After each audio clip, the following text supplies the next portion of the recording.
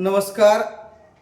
आज आपण धाराशिव शहरातील धाराशिव जिल्ह्याच्या कृषी विकास अधिकारी कार्यालयाच्या जिल्हा परिषदेच्या मुख्य कार्यालयात आहोत.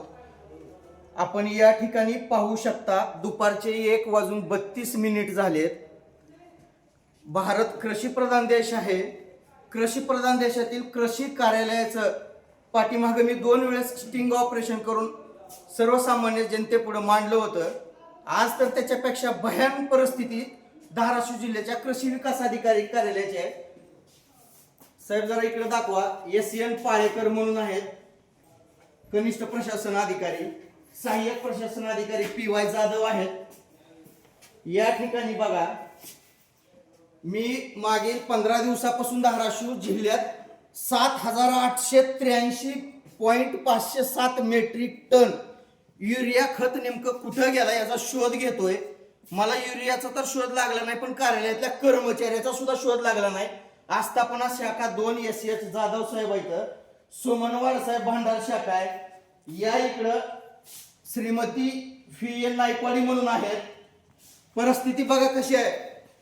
कृषी प्रधान देशातील शेतकऱ्याच्या लोकांना गळफास का घ्यावा लागतो, का आत्महत्या करावी लागती, ह्याचं भयानक वास्तव, जळजळीत वास्तव मित्रांनो आपल्याला या देशाचं दाखवणारं कार्यालय वडवले साहेब म्हणून आहे. तिथं पत्रकार बांधवांना माझी विनंती आहे, कार्यालयाचं सगळं ऑपरेशन दाखवा.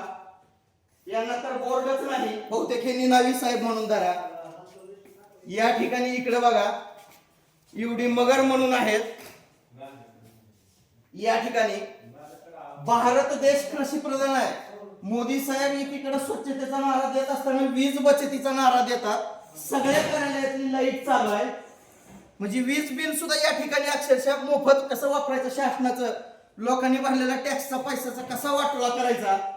इथं कोळगे साहेब म्हणून आहेत, श्रीमती कोळगे मॅडम म्हणून आहेत. या पण या ठिकाणी नाहीत. आस्थापनेला इथं पाटील साहेब म्हणून आहेत एकला, हे पण या ठिकाणी नाहीत. फक्त एकमेव आवक जावक डिपार्टमेंट आहे. यांना विचारलं तर सगळ्या कार्यालयातल्या सरकारच ह्यांनी पण नेहमीचं उत्तर सांगितलं की कार्यालयात मीटिंग आहे, कुणाची निवडणुकीची ड्युटी आहे, तर कुणाची आज MPSC चे पेपर आहेत.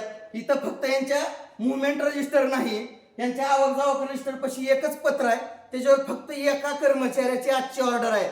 माझा प्रश्न आहे धाराशिव जिल्ह्यातल्या सगळ्या लोकप्रतिनिधी, आमदार, खासदारांना, साहेब या देशातल्या शेतकऱ्याचं सोडा, पण तुमच्या निदान जिल्ह्यातल्या तरी शेतकऱ्याचं खरंच कल्याण करायचं असेल तर अगोदर या कार्यकर्त्यांसोबत तुम्ही या सगळ्या कर्मचाऱ्याचं कल्याण करा.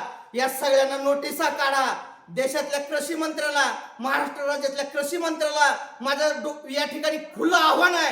तुमची जर सदसद विवेक बुद्धी महाराष्ट्राला जर स्मरून काम करत असेल आणि घेतलेली शपथ जर खरी करायची असेल विधिमंडळामध्ये, तर या सगळ्या कर्मचाऱ्यांना कुठंतरी चांगल्या ठिकाणी ड्युटीला पाठवा आणि मायबाप जनतेला, माझ्या या महाराष्ट्रातल्या शेतकऱ्यांना येणाऱ्या काळामध्ये आत्महत्या करण्यापासून थांबवा.